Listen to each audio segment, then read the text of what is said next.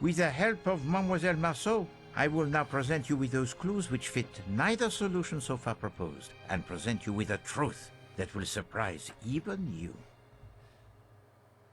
I know some of you suspected something was not quite right, but let us now look at the clues that fit neither solution so far.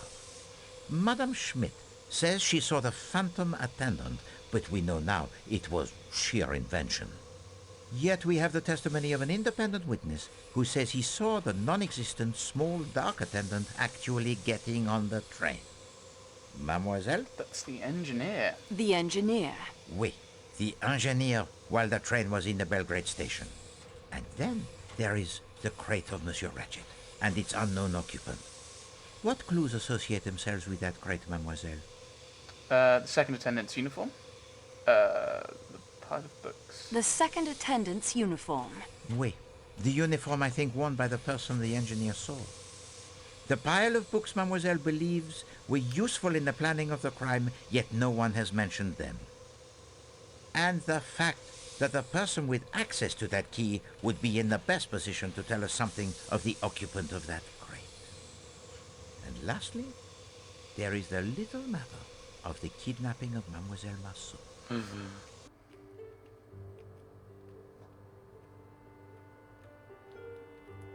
The what? Monsieur Foscarelli. I would not harm the signorina.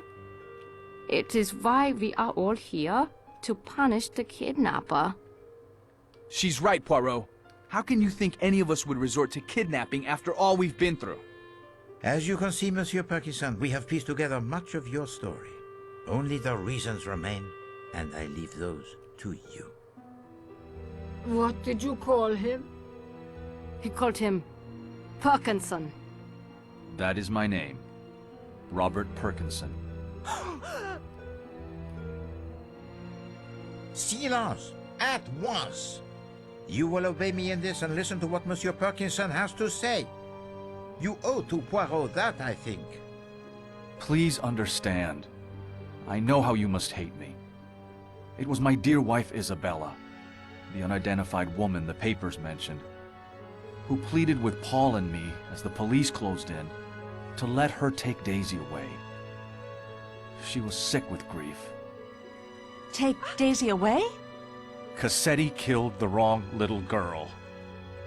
He crept up while Teresa was alone outside and shot her in cold blood. He was gone again before we knew what had happened. We'd refused his orders to kill Daisy, you see, so he took matters into his own hands and killed my little girl by mistake. If any group of people could know exactly how my wife felt, you are here before me. And we were afraid. Some accident when the police came. It was unthinkable the little girl should come to harm after we had just buried our own daughter. Some time after I escaped, after Paul had died in the electric chair, and Isabella had identified some John Doe found floating in the harbor as me, I joined Isabella and Daisy in France, where they now lived as mother and daughter. I knew we should return the child, but my wife would have died the day she was gone. The child now answered to the name of our little girl, Teresa, and called my wife Mama. You understood the meaning of the photograph, Mr. Poirot? Your family. You, your wife, and your little girl. And once I realized that, I knew that you could not be Pierre Michel. I then began to consider who you must be. Only one figure could not be accounted for with certainty. Yes. Robert Parkinson. I mentioned it. Last year, only days after my Isabella succumbed to a cancer that I think grew inside of her since the day of the kidnapping, I sought out Michel. He informed me of the plan to punish Cassetti, a plan that he, despite the death of his niece, never thought he could see through. He showed me the letters Mrs. Hubbard had written to him. He was in a terrible state. He had seen Cassetti. Yes, twice. On this very train. I could see he was not a strong man and would not be able to face Ratchet. I looked at those letters and asked him one question. Had Mrs. Hubbard or any of the others ever met him in person? His answer was no. I wanted Cassetti dead as much as any of you. He killed my child, and just as surely my wife. So here I am. But, my granddaughter? She has been staying with my wife's sister in Belgrade for the past few days. She came aboard the train there last night, dressed in an attendant's uniform. She changed into her regular clothes and has been camping out, as she calls it. The nuns at her school have kept up her studies, in English as well as French. She is a good student indeed, to have brought all her school books with her on the campout. I told her to study. She has been staying in the baggage car in Ratchet's crate. Last night I took some food from Klaus's kitchen when he had gone off for a moment. And the statue worth $4,000? I dumped it on a trash heap near Sirkeki Station, I'm afraid. This cargo is far more precious. At last, the riddle it is solved, n'est-ce pas, mademoiselle? And with a most satisfactory solution indeed.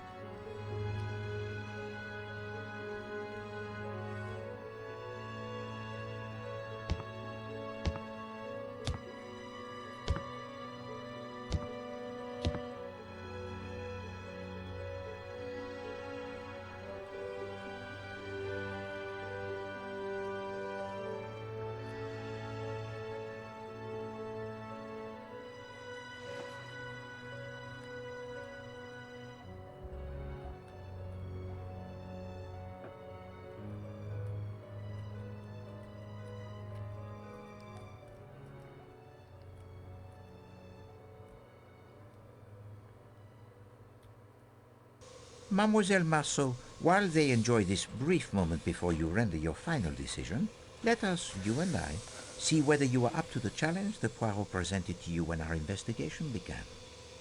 Let us check the progress report you have been keeping in your scrapbook. The what? Mademoiselle Marceau, Poirot, he is impressed. You are courageous. You face the dangers without flinching. You solve almost every puzzle that confronts you, overcome almost every obstacle with enthusiasm and good humor. Yay. It has been my extreme pleasure to work with you and to match the wits with you. I am sure that with the knowledge you now have of my methods, you could do even better, should you ever find yourself faced with another mystery to solve.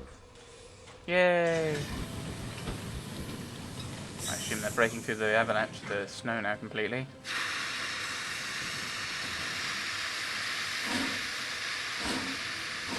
Yay!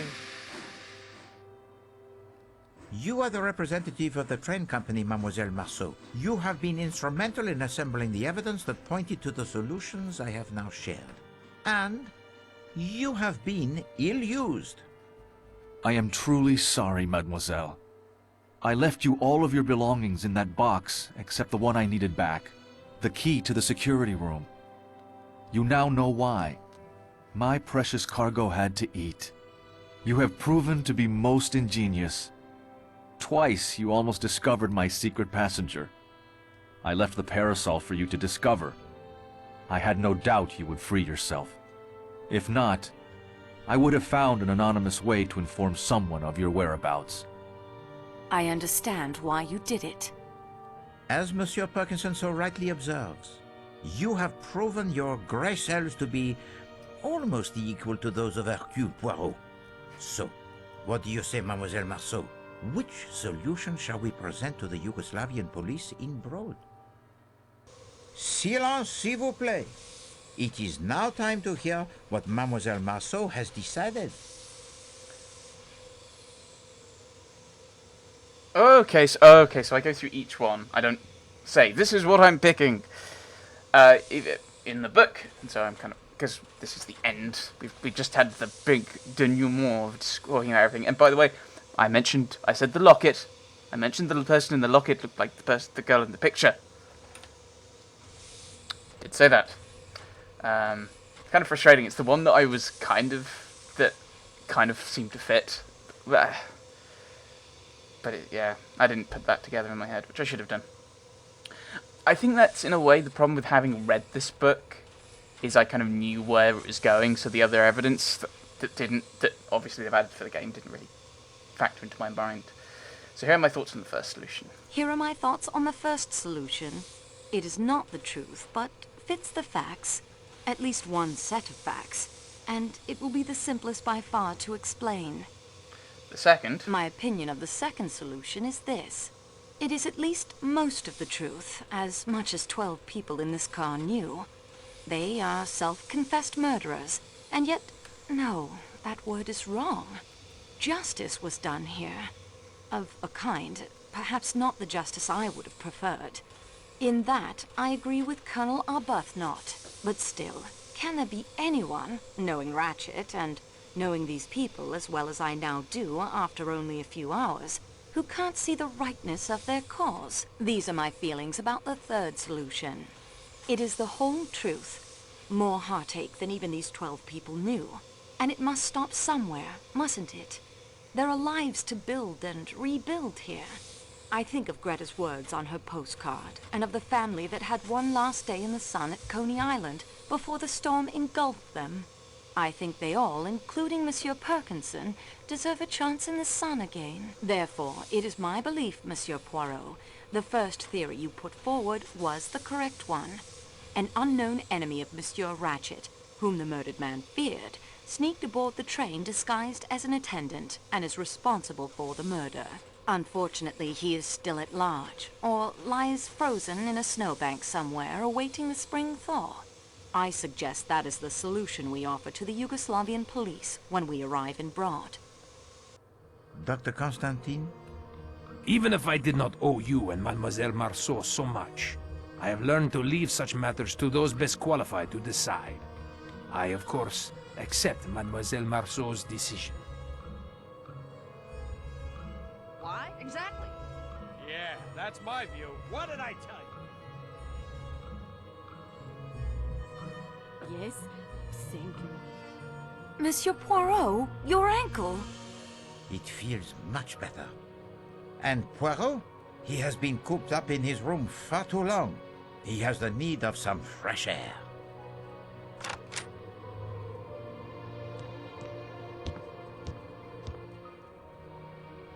Mr. Michel, I'm sorry, Perkinson. I cannot find it in my heart to hate you. All I find there is forgiveness and thankfulness for giving us back something we thought we'd lost forever. In fact, it seems you are now one of the family. Thank you. Daisy, child, my dear, I am your grandmother.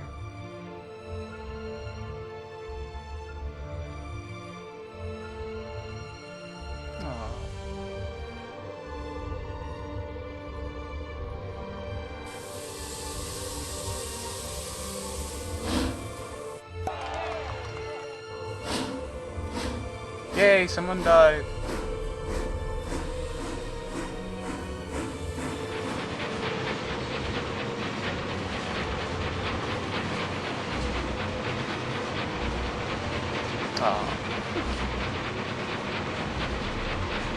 That was just a snowflake, honest.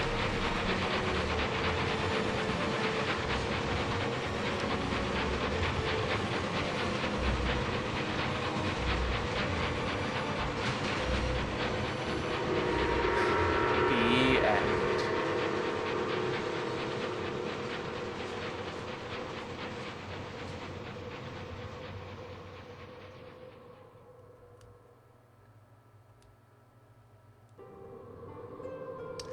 Credits then. So the principal reason why the second solution is the one they went with as their plan is because throughout the night he was stabbed.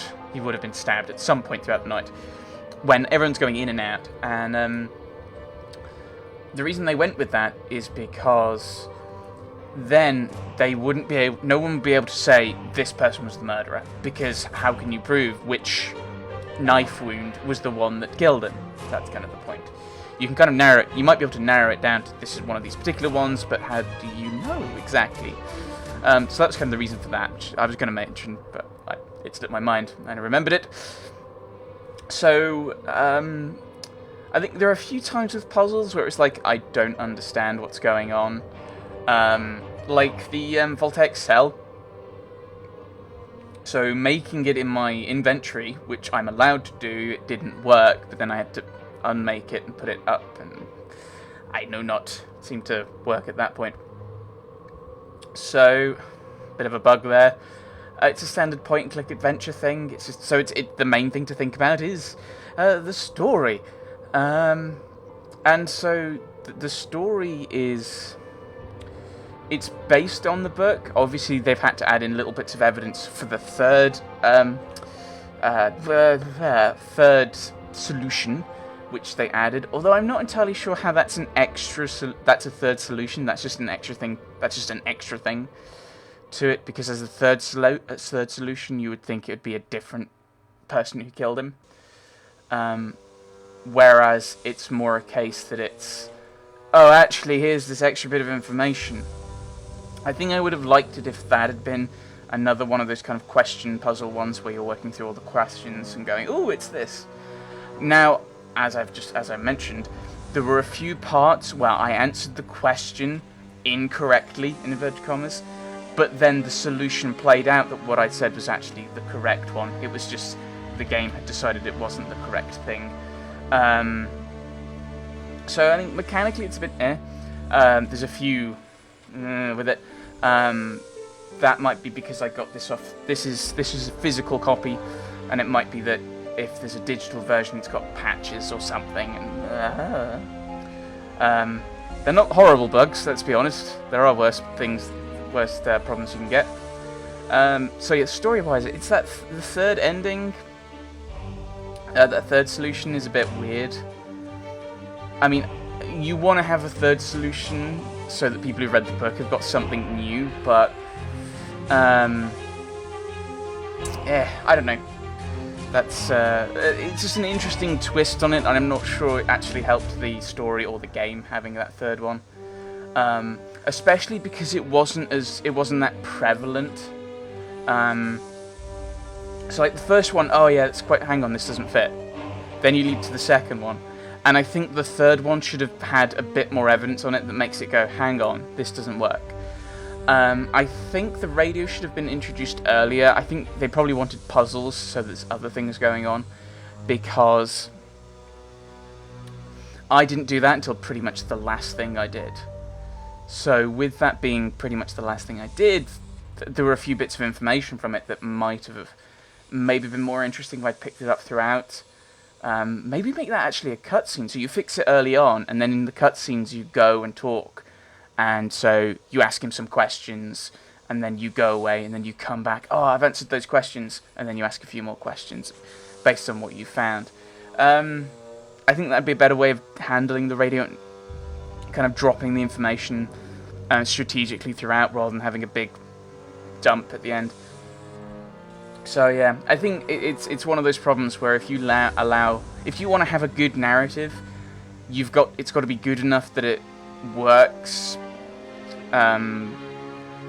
when the player kind of interacts with it and starts doing things in their own order.